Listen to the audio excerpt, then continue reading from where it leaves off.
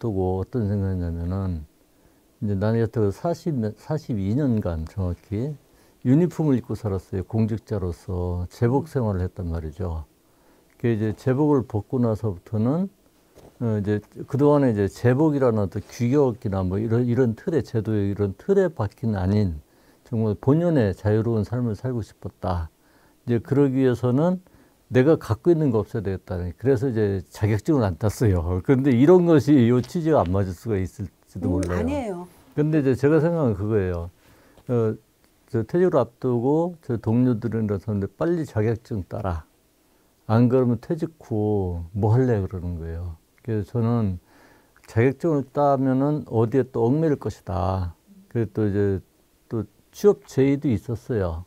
제가 이제 65세까지 정년을 보장할 테니까 같이 일하자는 사람도 있었어요. 근데 저는 여태껏 42년간 제복 생활을 했고 직장에서 이렇게 생활했는데 퇴직 후 또 65세까지라는 긴 세월을 또 난 일하다 죽고 싶지 않다. 편하게 그냥 쉬운 말로 나는 이만큼 저 사회인으로서 어떤 일종의 42년 공직생활을 했으면 저 어떤 사회에 기여랄까 뭐 의문을 좀 한 것 같다. 그럼 나머지 삶은 나를 다 비우고 살고 싶다. 그러니까 제가 이러저런 일을 하게 된 것도 제가 뭘 안에 담고 있었으면은 그걸 못 했을 거예요.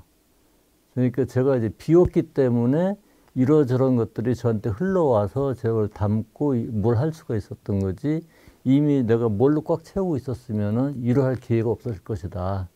뭐 그런 얘기를 좀 하고 싶어요. 다른 건 아니고. 근데 이제 제 이런 취지가 50%에서 그 생각하시는 취지하고 맞을지는 모르겠어요. 아주 맞습니다. 너무 맞아요. 예. 그래요?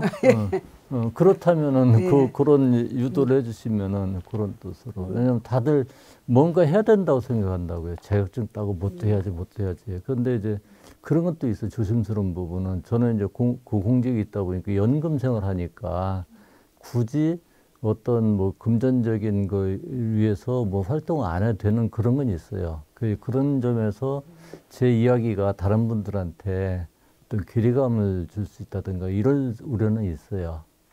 그 계기가 어떤 계기였어요? 처음에.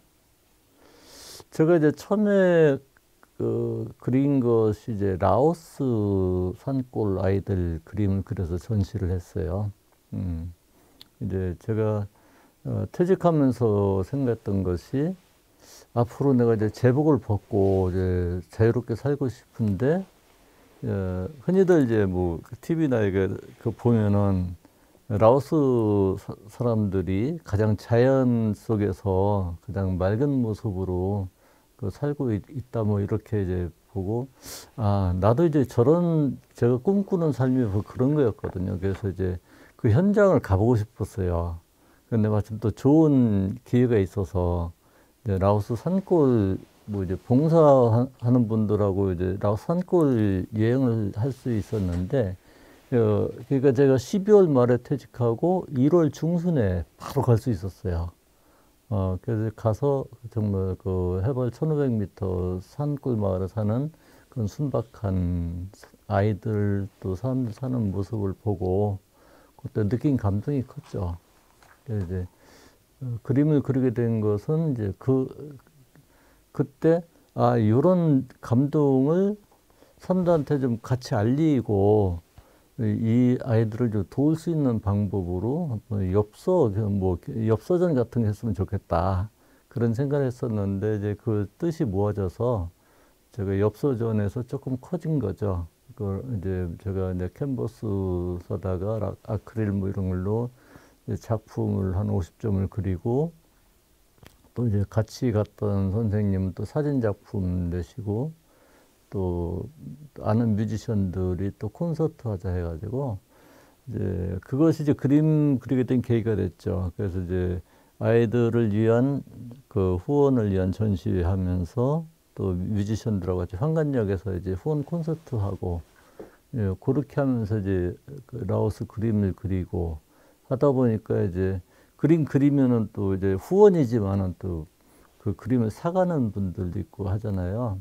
이제 그렇게 해서 아이들 뭐 수도 시설 해주고 보람 있는 일 했는데 이제 그렇게 하다 보니까 이제 어느새 그림 그리 작가가 돼 있는 거예요. 예. 그래서 이제 뭐 철도원에서 일종의 그림 그리는 뭐 사람 뭐 이런 변신이 또 되더라고요. 예. 그러니까 그림을 커피 여가지에 커피를 예. 불어서 쓰는 그렇게 그리셨는데 그 사실 뭐 그리는 사람들도 있긴 있지만 조금 이렇게 특이한 예. 기법으로 이렇게 보는 사람에게 다가오고 그 다음에 또 느낌도 아주 또 남다르 그냥 뭐 유화라든지 수채하고는 다르게 또 그런 느낌이 들거든요. 어떻게 커피로 그림을 그리시려고 생각을 하셨어요? 아주 우연한 기회에 뭐 그렇게 됐습니다. 제가 부평에 이제 외손주가 있어서 외손주 보러 이제 자주 다니는데 가니까 이제 딸아이가 이제 커피 내려 마시는 게 이제 큰 여과지로 이제 내려 마시고 한 번 여과지로 한 번 커피 이제 드립하고 나면 이제 여과지는 버리잖아요. 근데 그 여과지가 크더라고요. 근데 그게 보니까 그 커피 드립하면서 생겨난 그 무늬가 자연스럽게 오러지고 하는 것이 너무 멋있는 거예요. 이제 또 여과지를 한 번 쓰고 버리는 것도 좀 아깝고, 이제 그걸 가지고 이제 커피 원액이 또 마침 있길래 원액 가지고 그림을 이제 그려봤어요. 그랬더니 이제 또 자연스럽게 농담 효과 뭐 이런 거 나면서 아주 또 특히 남수단 그 아이들 피부색이나 뭐 그 이택 신부님의 삶의 모습들을 표현하는데 또 잘 어울리고요. 또 그 소박한 그 재료들이 그리고 또 하나는 이제 지금 코로나 시대잖아요. 이제 저도 이제 어디 외출을 못 하니까 많이 이제 주로 시켜 먹고 뭐 이게 배달 시켜 먹고 하는데 그때 벌어지는 그 쓰레기들이 너무 많잖아요, 요새. 그 이제 저도 이제 코로나 시대를 살면서 제가 이제 그림을 좀 그리는데 나는 계속 이제 어떤 캔버스에다가 어떤 유화나 아크릴 이런 걸로 그리는 것이 옳은 방향일까? 이런 생각도 들었어요. 커피 그림을 그리면서. 그래서 우리가 이제 계속 뭐 지속 가능하게 그렇게 하기 위해서는 한정된 자원에서 수요도 없는 걸 계속 만들어내고 이런 생활 시스템이랄까 이런 패턴이 코로나를 통해서 뭔가 달라질 기회가 되지 않느냐. 그래서 이제 제 그림 재료를 바꾸면서 그 당위성을 제가 찾은 거죠. 이게 그 버려지는 것의 재활용, 그걸 통해서 친환경적이고 또 이게 그냥 주변에서 쉽게 돈 안 들이도 쉽게 구할 수 있는, 그러니까 일종의 이제 지속 가능한 거죠. 예, 큰 비용 안 들이고 그 주변에서 있는 일상에서 접할 수 있는 그런 재료로 그림 그리면서 이 그리는 또 효과가 또 좋게 나타나니까 하나 이제 좋은 방법이다, 좋은 재료다 이런 생각으로 그 그림을 그리게 됐습니다.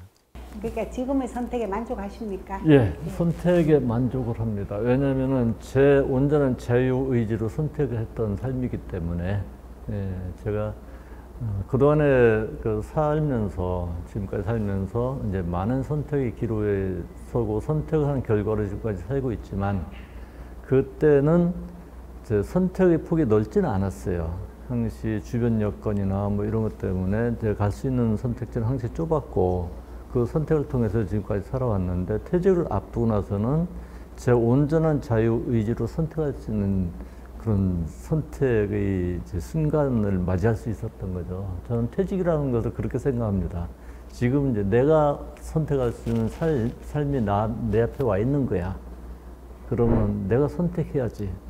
그래서 이제 제가 선택한 것이 그런 삶이었고, 그러니까 저는 제 선택한 것은 그거였어요.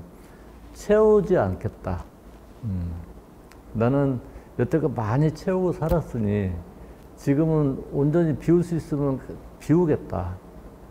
비우면은 빗물이 흐르면서 낮은 곳으로 이렇게 스며들듯이 내가 빈 그릇으로 거의 뭐 빈 그릇은 아니겠지만 지금 제 삶이 좀 풍요롭고 기쁜 것은 내가 비어있는 만큼 많은 것들이 나한테 흘러 들어와서 내 것이 되었기 때문에 내가 이렇게 풍요롭고 기쁜 삶을 살 수 있다. 내가 이미 나를 채우고 있었으면은 그것이 나한테 오지 못했을 것이다.